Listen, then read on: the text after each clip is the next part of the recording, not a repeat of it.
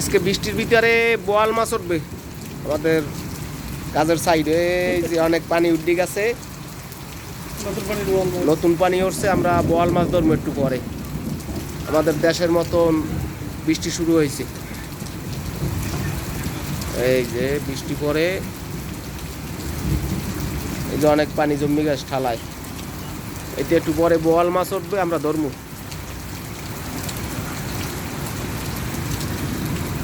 এই যে বৃষ্টির ভিতরে ওই যে টলি যাইতে আছে একটা লরি গাড়ি। এই যে ডাহে বোয়াল মাছ উঠতে যাই বাইস গো।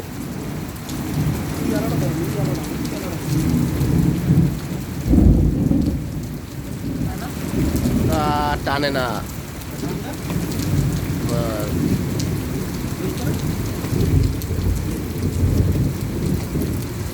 দিছে না লোক।